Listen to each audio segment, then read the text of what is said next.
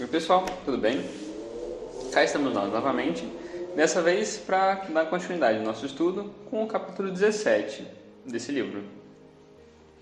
E em conclusão, em continuidade a essa série que a gente vem fazendo, a ideia de hoje é trazer um outro argumento, uma outra maneira de justificar e de compreender essa teoria das vidas sucessivas, dessa possibilidade dos seres se reencarnarem, assumindo outros corpos, outros nomes, mas mantendo suas características, sua moralidade e seus conhecimentos. Dessa vez, tratando das provas históricas, ou seja, de uma percepção ao longo do tempo que favorece e que explica essa ideia. Vamos lá então. Para começar, eu achei que seria interessante, o próprio Leon Denis faz um pouco disso, traçar um certo paralelo para mostrar como, diferentemente do que nós muitas vezes pensamos, a reencarnação e a crença na pluralidade das vidas é muito mais comum ao longo da história do que a gente imagina. Ainda mais para nós, que estamos inseridos em grande medida nessa perspectiva mais ocidental, frequentemente inserida nesse cristianismo desde sempre, né? Seja na sua vertente católica ou protestante ou alguma outra coisa nesse sentido, nós já nascemos envolvidos nessa maneira de pensar, nessa perspectiva que tem todo um conjunto de características e de valores, toda uma estrutura, uma subjetividade comum que forma essa nossa ideia de cristandade ocidental. Mas quando a gente olha num aspecto mais macroscópico, a gente pode ver que principalmente as primeiras religiões que surgiram, as primeiras manifestações de religiosidade, notadamente o hinduísmo na Índia, foram marcados desde muito cedo dessa crença, dessa certeza na possibilidade de reencarnar dos seres. Aqui também tem essa imagem que é a roda da vida, não lembro muito bem o nome em sânscrito disso, mas é uma imagem que tenta ilustrar, claro, de uma maneira bastante folclórica e adequada à época, essa possibilidade dos seres reencarnarem, assumirem diferentes formas, em diferentes momentos, em diferentes classes sociais, diferentes esferas, para que eles pudessem ter diferentes experiências, diferentes vivências com relação ao mundo.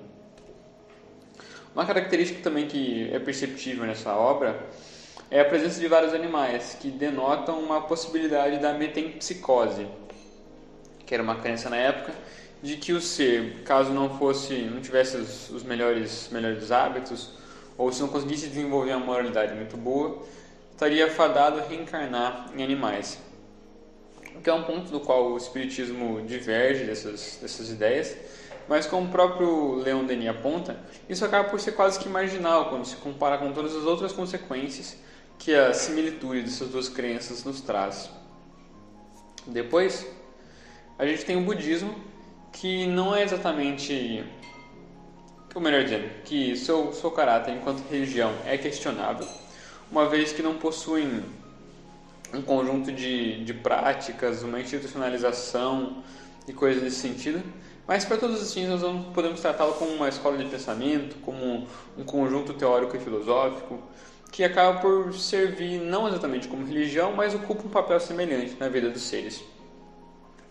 E tendo nascido quase que a partir do hinduísmo, uma vez que Siddhartha Gautama, o primeiro Buda, era indiano, nasceu no subcontinente indiano, e todas as crenças as quais ele desenvolve possuem bastante semelhança com o hinduísmo, entre elas, claro, a reencarnação e essa possibilidade dos seres retornarem à matéria sucessivamente até que atinjam esse estado de iluminação, que se tornem um Buda e assumam esse papel de um com o universo, de união, de unidade com o todo. Nós podemos ver essa continuidade na crença da reencarnação, que caminha desde aquela época, desde aquele comecinho das primeiras manifestações da religiosidade até nós. Eu não vou entrar muito em diferenças filosóficas e religiosas entre essas religiões, porque não é exatamente esse o ponto desse capítulo. Mesmo Leon Denis não aborda muito essa questão, mas se não me engano o segundo e o terceiro capítulo desse nosso estudo abordam com um pouco mais de profundidade essas questões. Mas vamos lá. Depois a gente tem o que o próprio Leon Denis chama da religiosidade órfica, que seriam esse conjunto de ideias, de valores, de crenças que não se estruturaram numa religião institucionalizada, digamos assim, mas que permeavam todo aquele contexto, principalmente do Mediterrâneo, alguns séculos antes de Cristo, entre 1000 anos e 500 anos antes de Cristo. Entre eles, a gente pode destacar algumas pessoas que conseguiram não exatamente desenvolver isso, mas que conseguiram transcrever e cujos relatos chegaram até nós. A grande pessoa que se destaca nisso é sem dúvida Platão, cujo trabalho, principalmente quando a gente olha, por exemplo, a República, mas principalmente o Diálogo de Fedro, fala especificamente sobre essa questão da alma, sobre a imortalidade da alma, e como Sócrates, nesse discurso, aborda em plenas palavras, de maneira bastante ilustrativa e bastante imagética, essa possibilidade não só da sobrevivência do ser à morte, mas também a sua própria necessidade de que ele tem de reencarnar depois que desencarne, de assumir novos corpos para dar continuidade a esse progresso, esse aprendizado e essa evolução. Também tem vários outros pontos que são bastante interessantes que Sócrates aborda, como por exemplo a existência de espíritos amigos, espíritos fraternos que atuam como mentores para nós, que nos ajudam, que para a época ficou conhecido como os daimons, depois foi um processo de desenvolvimento linguístico virou demônios, que é uma leitura desvirtuada, digamos assim, do que ele queria dizer inicialmente, que seria um gênio, um espírito, alguém que nos auxilia, ou não.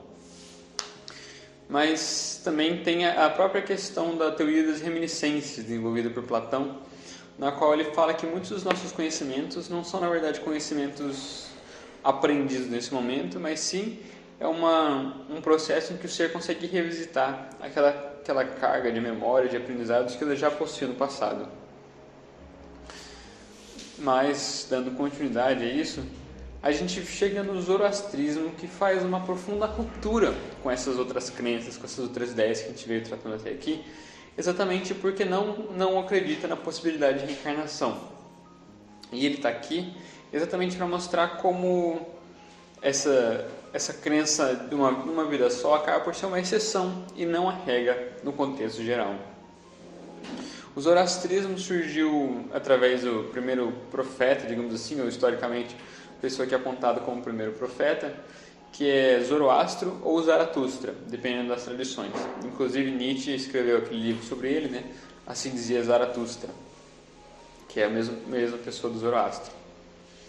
Mas, em síntese, assim, em termos bastante simplórios, a gente pode dizer que a grande crença do zoroastrismo é a existência de dois deuses, uma dualidade, sendo um deus do bem, um deus das coisas boas, da abnegação, da bondade, coisas assim, e um deus do mal.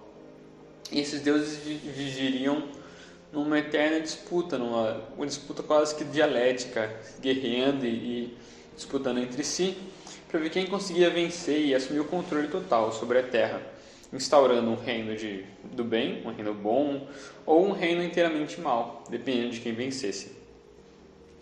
Mas dizia ele que o bem estava destinado a inevitavelmente vencer. Só que até que isso acontecesse, essa disputa entre os dois lados se acirraria cada vez mais, até que, numa figura provavelmente bastante alegórica e mais para ilustrar, ele dizia que as montanhas iriam derreter e toda a terra ia ser revestida por uma camada de lava. Nesse momento aconteceria o que ele chamou de juízo final, em que todos os seres iam caminhar sobre essa lava e os bons iriam conseguir caminhar sem grandes problemas, sem nenhuma preocupação, e já os maus iam não ter tanta diversão assim, porque a lava ia doer como se fosse lava para eles. Então a gente pode ver aí diversos elementos que são bastante semelhantes à crença medieval do catolicismo, como por exemplo a existência de um ser intrinsecamente mau, que seria Satanás, o inimigo, ou o diabo, coisas assim, que faz uma referência em grande medida a esse deus do mal que o zoroastrismo desenvolve. Mas também a ideia de uma vida limitada e que posteriormente está fadada a passar pelo juízo final, onde essas almas seriam ressuscitadas ou revividas para passar por essa provação. E inclusive a figura da lava, do fogo, também é recorrente no próprio catolicismo, na medida em que tem o inferno, o purgatório e todas essas instâncias que vão aplicar e vão agir como esse juiz para determinar os bons e os maus. Agora a gente chega efetivamente no cristianismo, né? E nessa questão quase que contrastante ou conflitante que nós muitas vezes dizemos. Porque, de certa forma, tem vários pontos do cristianismo que estão muito mais parecidos com o budismo, com o hinduísmo. Mesmo tem alguns historiadores que dizem que o Evangelho de Jesus é basicamente uma cópia das teorias de Platão e da República. Mas, por outro lado, diversos símbolos, diversos valores vêm de crenças que não são reencarnacionistas, como, por exemplo, o zoroastrismo. Então isso acaba por ficar um tanto quanto confuso se o cristianismo em si, em essência, é reencarnacionista ou não. Para esclarecer um pouco isso, eu acho que é bastante interessante que nós retomemos essa discussão, essa conversa que Jesus teve, e que está narrada inclusive nos evangelhos, com o nosso queridíssimo Nicodemos, que era esse sábio, esse fariseu, conhecedor da lei. A conversa acontece mais ou menos assim, quando disse que havia um homem dentre os fariseus chamado Nicodemos, principal entre os judeus. Este foi ter com Jesus de noite e disse-lhe: Rabi, sabemos que és mestre vindo da parte de Deus, pois ninguém pode fazer esses milagres que tu fazes se Deus não estiver com ele. E Jesus respondeu-lhe: em verdade te digo que se alguém não nascer de novo, não pode ver o reino de Deus. E perguntou-lhe Nicodemos: como pode um homem nascer sendo velho? Pode porventura entrar novamente no ventre de sua mãe e nascer? E Jesus responde-lhe: em verdade te digo que se alguém não nascer da água e do Espírito, não pode entrar no reino de Deus. O que é nascido da carne é carne, o que é nascido do Espírito é Espírito. Não te maravilhes de eu te dizer: é-vos necessário nascer de novo. O vento sopra para onde quer, e ouve a sua voz, mas não sabes de onde vem, nem para onde vai. Assim é todo aquele que é nascido do Espírito. Então, o que a gente pode ver aqui é essa resposta que Jesus dá nessa famosa frase, que se alguém não nascer da água e do Espírito, não pode entrar no reino de Deus. Essa linguagem de Jesus eu diria que é propositalmente fantasiosa e alegórica. Está difícil de compreender muitas vezes, até porque, primeiramente, foi feita para o povo da época, que ainda era um povo bastante rude, que tinha limitações de abstração e coisas assim, até pela época que viviam. E, além disso, tem todo o processo histórico que esses escritos passaram ao longo do tempo. As deturpações, as propositais, ou mesmo as perdas de sentido, de expressões da época que, quando se traduzia, já não traziam toda essa carga. Além de todo o aspecto cultural que nós temos de diferença com aquela época. E assim sendo, muitas das vezes nós temos uma tendência de interpretar esse nascer da água e do Espírito como a necessidade do batismo, desse ritual de nascer da água e do Espírito como uma coisa só, como um processo de, através do ritual do batismo ou qualquer coisa assim, o ser renasceria da água e do Espírito. Ele seria, à medida em que é banhado, o seu corpo material banhado, o seu espírito, a sua alma, a sua moralidade também se regeneraria. Só que a leitura que eu faço disso é um pouco diferente, entendendo esse nascer da água e do Espírito como duas coisas separadas, duas coisas diferentes. Até porque se Jesus quisesse falar da mesma coisa, não teria por que ele falar da água e do Espírito, certo? Mas o que seria essa água e o que seria esse Espírito? A água, eu tendo a imaginar, mas isso é uma interpretação bastante particular minha, que ainda mais para a época, o nascimento natural, principalmente tendo em vista que todos eles eram por parto normal, era um processo que eles conheciam como nascer da água. Isso por quê? Porque dentro daquela bolsa que envolve o feto antes dele nascer, tem uma série de líquidos, líquido amniótico, a placenta, todas aquelas coisas que geralmente antes do parto ou logo antes do parto rompem. Então o feto, quando ele nasce, a criança quando nasce, está envolto em diversos líquidos, numa água. Portanto, nascer da água seria esse processo de assumir novos corpos, novas identidades e, a partir desse desenvolvimento, nascer da água, ou seja, encarnar no mundo material, assumir um corpo nessa dimensão ainda bruta e imperfeita que é o mundo material.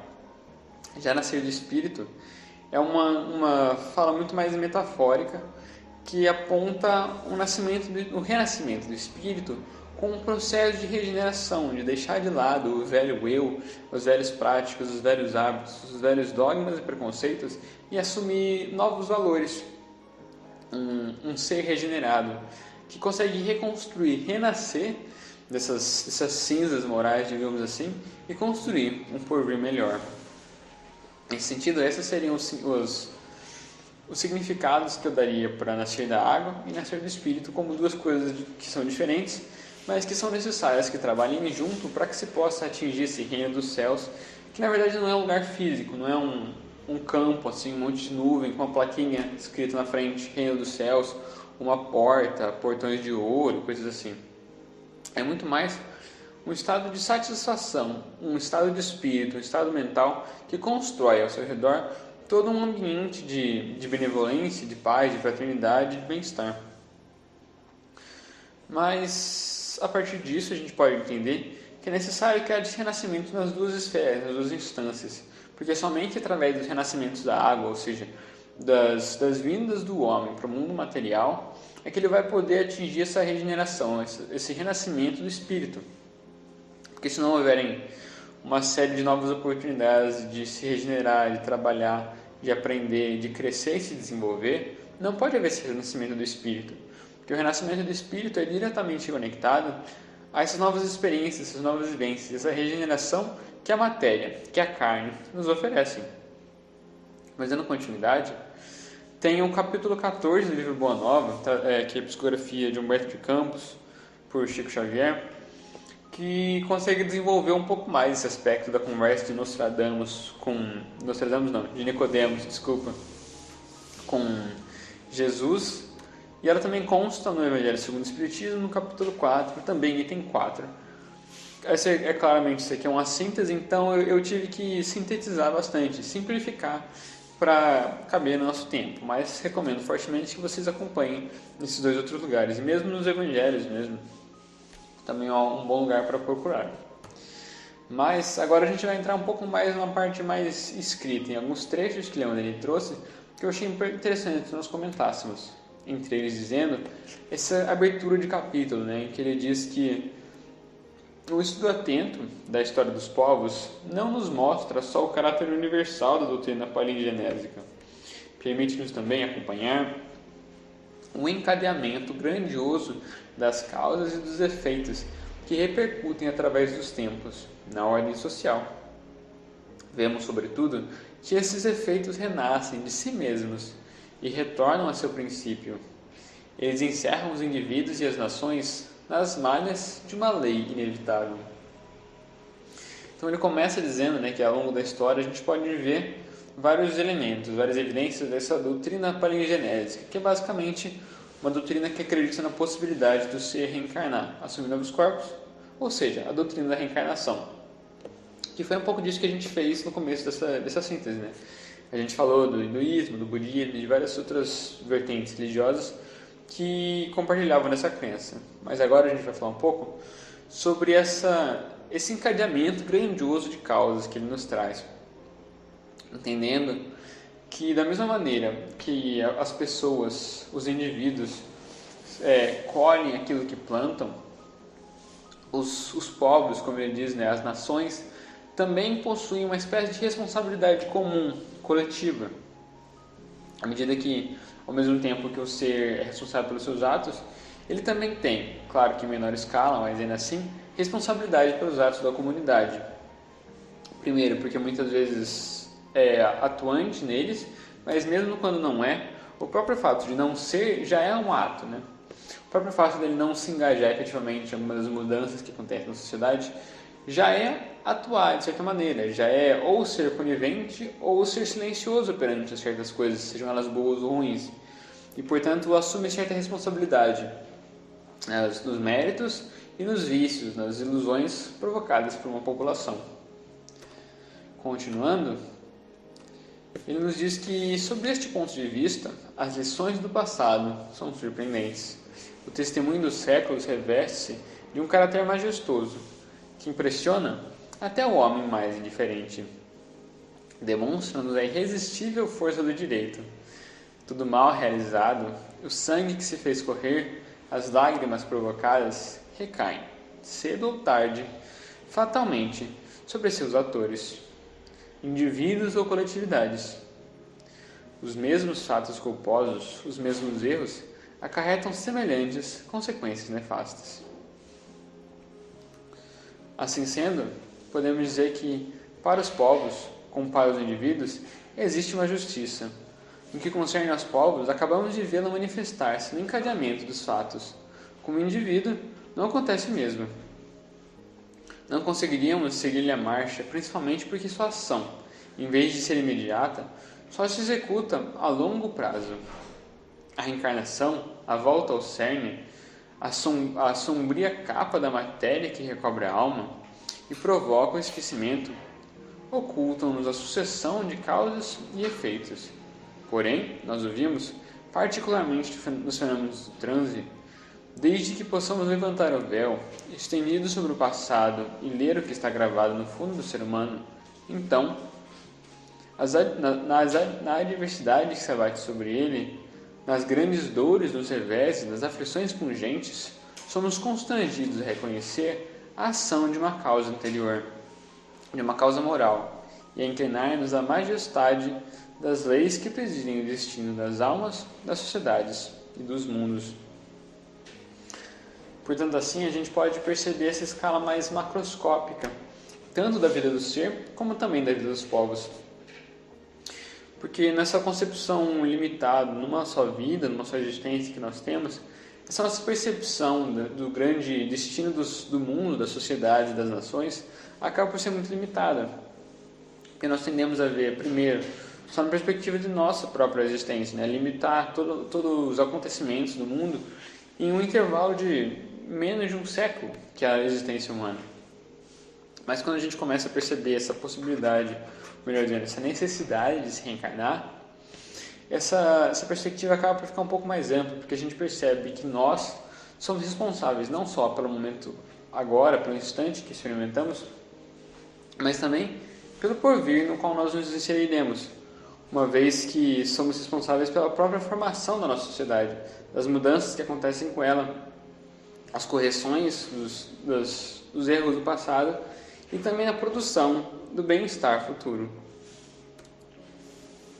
Depois temos esse último trecho, dizendo que, eis que, depois de muitas vicissitudes e lutas, a despeito das perseguições religiosas, das tiranias civis e das inquisições, o pensamento se emancipa. O problema da vida, que, com as concepções de uma igreja fanatizada e cega, permanecia impenetrável, este problema vai novamente ganhar luz. Como uma estrela em um mar brumoso, a grande lei reaparece. O mundo vai renascer com as vidas do espírito. A existência humana não mais será um obscuro impasse, mas uma estrada que se abre amplamente para o futuro.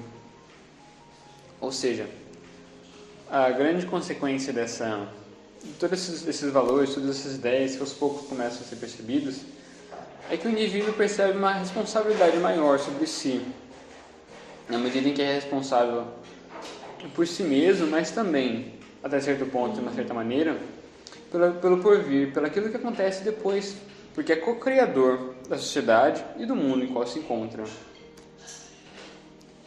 Mas, assim, como podemos entender exatamente essas crises, esses grandes momentos de ruptura? Sobre isso, Leon Denis nos diz que, nas horas de crise e de desregramento, enviados vêm estabelecer as verdades obscurecidas e repor a humanidade em seu caminho. E, apesar da partida das melhores almas em direção às esferas superiores, as civilizações terrestres se corrigem e as sociedades se evoluem. A despeito dos males inerentes ao nosso planeta, não obstante as necessidades múltiplas que nos... aparentemente eu cortei ali o finalzinho, mas basicamente o que isso nos diz é reconhecer os momentos de crise, de desregramento, como ele muito bem diz, não como uma percepção pós-apocalíptica ou apocalíptica, dizendo que é o fim de tudo, que está tudo dando errado, que as coisas estão se desgringolando e indo para o saco. Mas é perceber que esses são momentos de ruptura, de separação entre, como eu dizia a velha parábola, né? De separação entre o joio e o trigo, que se pode perceber que é necessário que haja esses momentos de crise, de grande choque, de impasse, para que os seres revelem a sua verdadeira natureza. Porque muitas vezes na nossa sociedade, devido às questões do cotidiano, acabamos por seguir um conjunto de normas, de valores que não refletem necessariamente aquilo que acreditamos, seja para bem ou seja para mal. Mas em momentos de crise, esse esmalte social acaba por desvanecer, por ser fortemente mitigado. Assim, os indivíduos conseguem demonstrar, ou são levados a demonstrar, aquilo que verdadeiramente os constitui, seja para o bem ou para o mal. Portanto, também são momentos de possibilidades, são oportunidades que nos apresentam para que possamos revisitar, rever esses valores e, através de um esforço coletivo, reconstruir novos valores, novas estruturas e instituições que podem formar o porvir que desejamos. E assim como a natureza se renova incessantemente em suas ressurreições, desde as metamorfoses do inseto até o nascimento e a morte dos mundos, também as coletividades humanas nascem, desenvolvem-se e morrem em suas formas sucessivas. Entretanto, morrem apenas para renascer e crescer em suas perfeições, em instituições, artes e ciências, cultos e doutrinas. Bom,